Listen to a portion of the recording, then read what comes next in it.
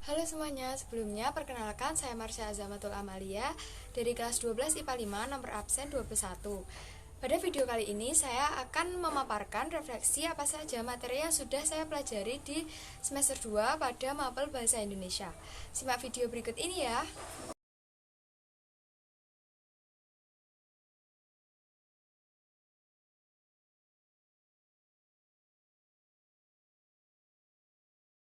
Beberapa bab yang akan saya sampaikan yaitu yang pertama bab tentang artikel, yang kedua bab tentang kritik, dan yang ketiga adalah esai.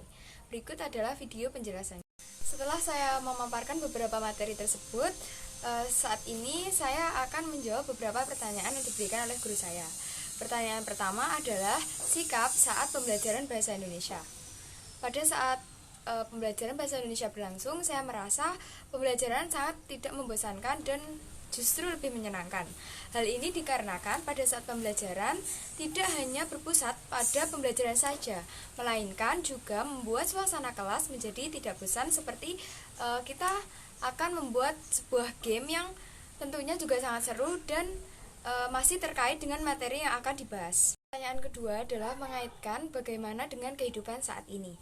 Pada saat ini banyak sekali anak-anak yang justru bosan dengan adanya pembelajaran yang hanya seperti itu saja. Jadi saya termotivasi bahwa pembelajaran harus diselingi dengan beberapa cara belajar yang lainnya, seperti tidak hanya duduk di kursi saja, melainkan kita juga membuat sebuah game di mana game tersebut masih berkaitan dengan materi yang akan dibahas. Jadi dengan adanya metode seperti ini, anak-anak tentunya lebih akan tertarik untuk melakukan pembelajaran bahasa Indonesia. Pertanyaan ketiga adalah bagaimana keadaan sebelum dan sesudah pembelajaran bahasa Indonesia pada semester genap ini.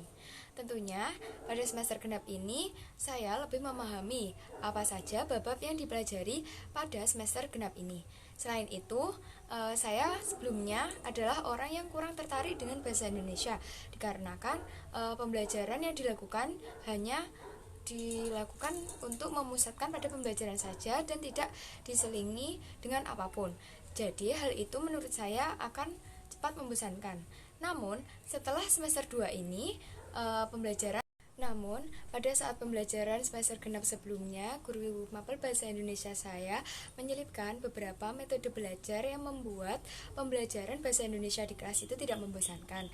Jadi, setelah pembelajaran semester genap berakhir, saya merasa lebih memahami dan bisa menangkap apa saja yang sudah saya pelajari pada semester genap yang sudah berakhir kemarin. Pertanyaan keempat adalah apa saja yang telah berubah pada diri kamu. Beberapa perubahan yang saya alami antara lain yang pertama adalah saya merasa lebih paham akan materi yang disampaikan pada semester genap. Yang kedua adalah tentunya saya lebih memahami apa saja materi-materi yang telah dipelajari, seperti menambah wawasan saya dalam pengertian artikel, kritik, dan esai.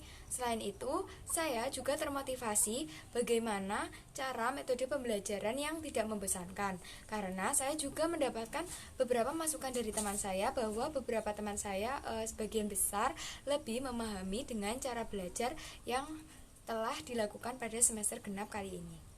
Pertanyaan kelima adalah tujuan atau rencana apa yang akan saya buat. Saya berencana untuk memotivasi banyak orang terkait dengan pengalaman yang sudah saya peroleh. Jadi saya akan memotivasi orang tersebut untuk melakukan beberapa hal terkait dengan pengalaman saya. Pertanyaan keenam adalah hal baik apa yang akan saya bagikan kepada orang lain. Sesuai dengan rencana sebelumnya, saya akan membagikan beberapa pengalaman yang saya peroleh, seperti adanya metode belajar yang telah saya lakukan pada semester genap yang lalu.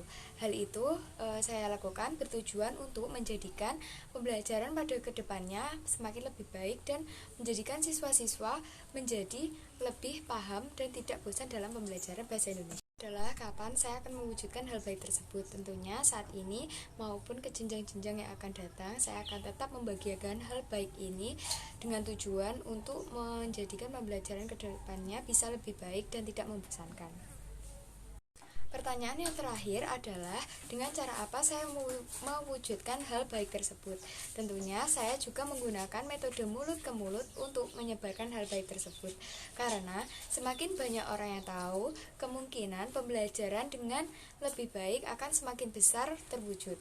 Jadi saya memilih metode mulut ke mulut untuk menceritakan kepada orang lain atau rekan-rekan yang lain untuk mewujudkan beberapa pembelajaran yang tidak membosankan. Sekian video pembahasan dari saya, semoga bermanfaat dan termotivasi. Apabila ada kurangnya saya mohon maaf yang sebesar-besarnya. Saya akhiri, wassalamualaikum warahmatullahi wabarakatuh.